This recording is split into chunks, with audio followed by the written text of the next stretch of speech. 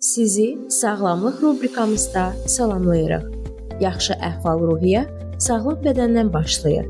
Mən Sona sizə kömək edəcək faydalı məsləhətləri bölüşəcəyəm. Müqəddəs kitab Süleymanın məsəlləri 3:15-16-da deyir: Hikmət yaqutlardan qiymətlidir. Xoşladığın bütün şeylər ona tay deyil. Onun sağ əlində uzun ömür, sol əlində sərvət və şərəf var. Həyatımızda sağlamlıq, hikmət və bolluq axtarırıqsa, Allahın təbii şəkildə bizə verdiyi nemətləri tanımalı və dəyərləndirməliyik. Bugün sizə bu nemətlərdən biri haqqında, yəni fındıq haqqında danışacağam. Bilirdinizmi, fındıq min illərdir həm qida, həm dərman, həm də sevgi rəmzi kimi tanınır. Qədimi Romalılar yeni evlənən cütlüklərə fındıq hədiyyə edirdilər. Çünki o, məhsuldarlıq və bərəkətin simvolu idi. Dünyanın ən böyük fındıq istehsalçısı olan Azərbaycan bu möcüzəvi qidanın xəzinəsi sayılır. Fındığın tarixi eramızdan əvvəlki dövrlərə gedib çıxır. Ən qədim tapıntılar Çində və Anadolu bölgəsində aşkarlanıb. Orta əsrlərdə Avropada fındıq yalnız zadəgan süfrələrində yer alırdı və müalicəvi güclərinə görə qiymətli idi.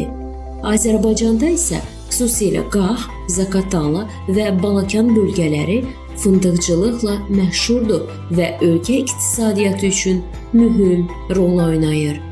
Gəlin indi bərabər fındığın müsbət və mənfi xüsusiyyətlərinə nəzər salaq. Birinci müsbət xüsusiyyət ondan ibarətdir ki, o ürək sağlamlığını dəstəkləyir.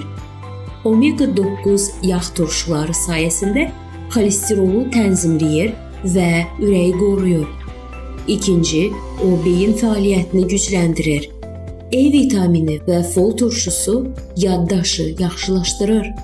3. O antioksidant mənbəyidir.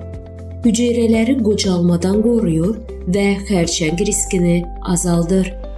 4. O sümük və diş sağlamlığı üçün əhəmiyyətlidir. Çünki kalsium və maqneziumla zəngindir. 5.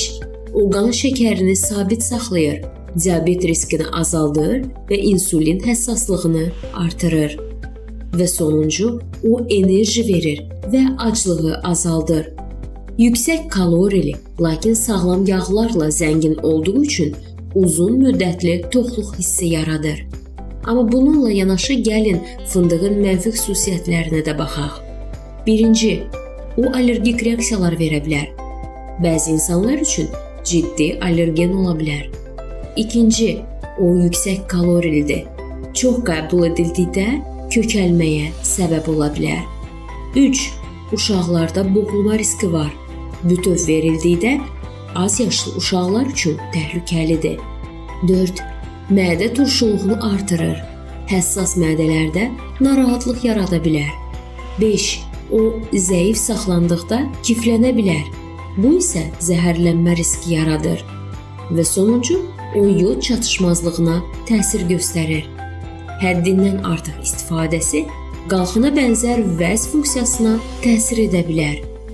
Nəticə olaraq fındıq həm ləzzətli, həm də sağlamlıq baxımından faydalı bir super qidadır.